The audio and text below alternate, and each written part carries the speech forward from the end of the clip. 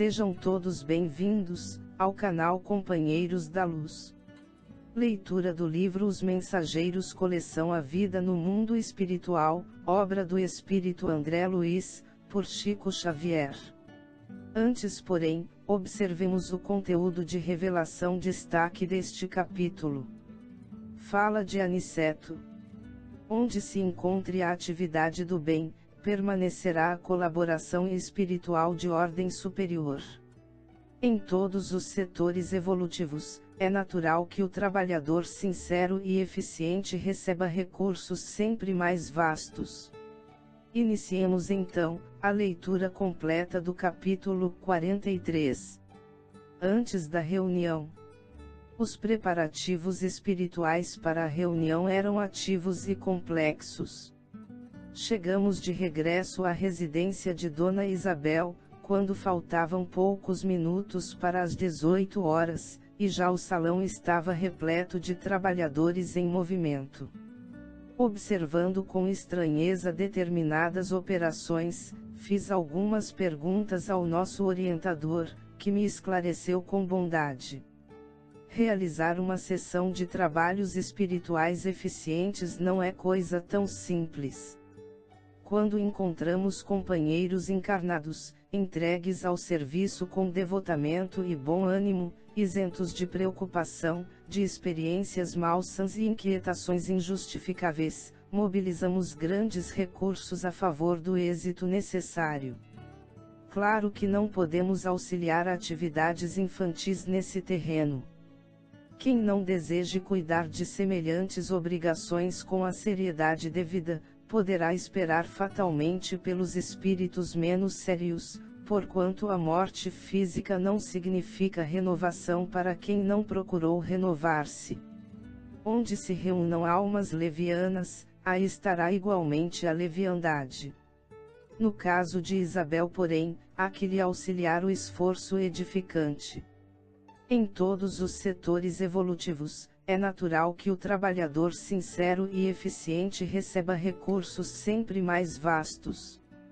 Onde se encontre a atividade do bem, permanecerá a colaboração espiritual de ordem superior. Calara-se o bondoso amigo. Continuei reparando as laboriosas atividades de alguns irmãos que dividiam a sala, de modo singular, utilizando longas faixas fluídicas. Aniceto veio em socorro da minha perplexidade, explicando atencioso. Estes amigos estão promovendo a obra de preservação e vigilância.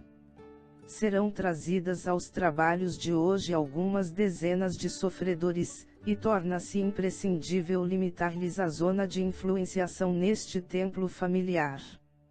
Para isso, nossos companheiros preparam as necessárias divisões magnéticas. Observei admirado, que eles magnetizavam o próprio ar. Nosso instrutor, porém, informou gentil. Não se impressione, André. Em nossos serviços, o magnetismo é força preponderante. Somos compelidos a movimentá-lo em grande escala. E sorrindo concluiu. Já os sacerdotes do Antigo Egito não ignoravam que para atingir determinados efeitos, é indispensável impregnar a atmosfera de elementos espirituais, saturando-a de valores positivos da nossa vontade.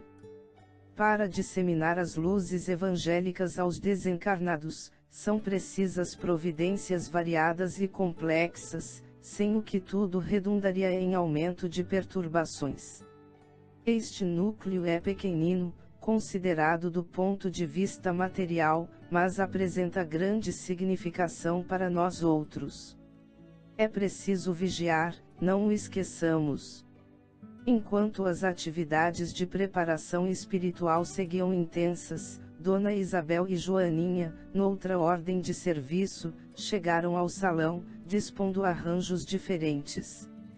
Usaram largamente a vassoura e o espanador. Revestiram a mesa de toalha muito alva, e trouxeram pequenos recipientes de água pura.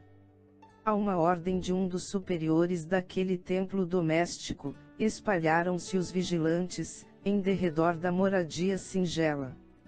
Nos menores detalhes estava a nobre supervisão dos benfeitores. Em tudo a ordem, o serviço e a simplicidade.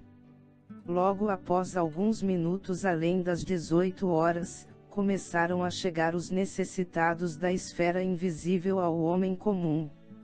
Se fosse concedida à criatura vulgar uma vista de olhos, ainda que ligeira, sobre uma assembleia de espíritos desencarnados, em perturbação e sofrimento, muito se lhes modificariam as atitudes na vida normal. Nessa afirmativa, devemos incluir igualmente, a maioria dos próprios espiritistas que frequentam as reuniões doutrinárias, alheios ao esforço autoeducativo, guardando da espiritualidade uma vaga ideia, na preocupação de atender ao egoísmo habitual. O quadro de retificações individuais, após a morte do corpo, é tão extenso e variado que não encontramos palavras para definir a imensa surpresa. Aqueles rostos esqueléticos causavam compaixão.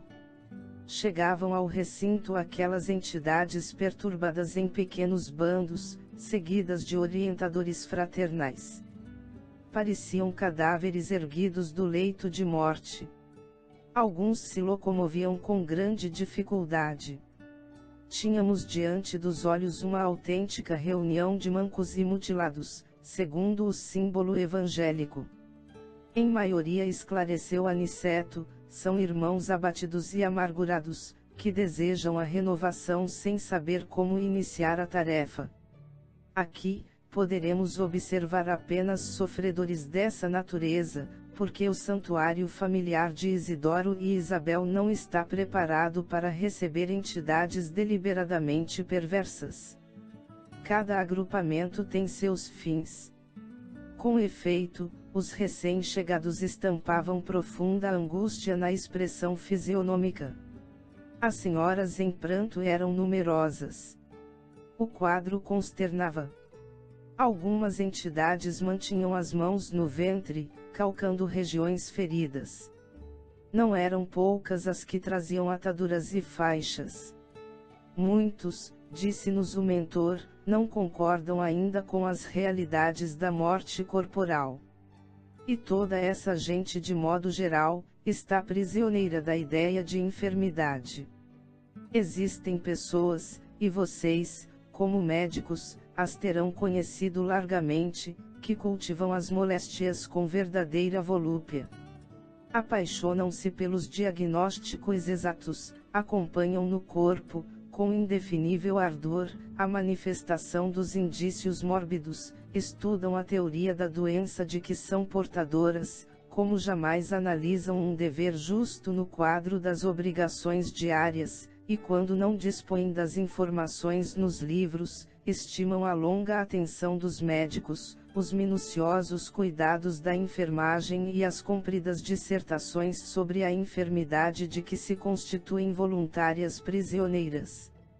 Sobrevindo a desencarnação, é muito difícil o acordo entre elas e a verdade, porquanto prosseguem mantendo a ideia dominante. Às vezes, no fundo, são boas almas, dedicadas aos parentes do sangue e aproveitáveis na esfera restrita de entendimento a que se recolhem, mas, no entanto, carregadas de viciação mental por muitos séculos consecutivos. E num gesto diferente, nosso instrutor considerou: demoramos-nos todos a escapar da velha concha do individualismo.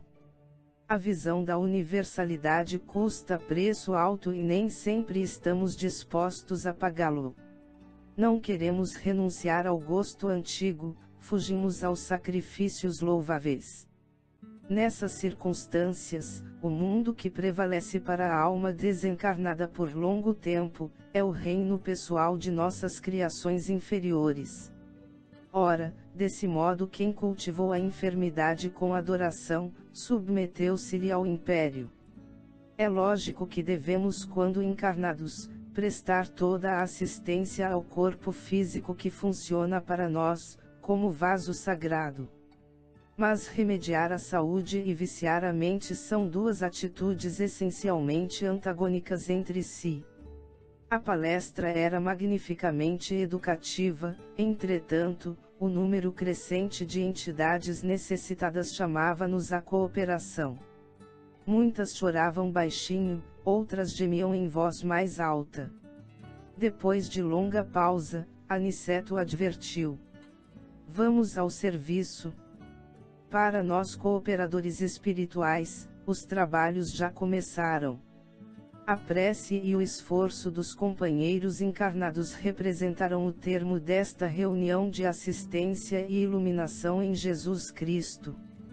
Chegamos ao final deste capítulo. Não percam o próximo de número 44. Assistência. Muito obrigado, boa reflexão, que Jesus abençoe a todos.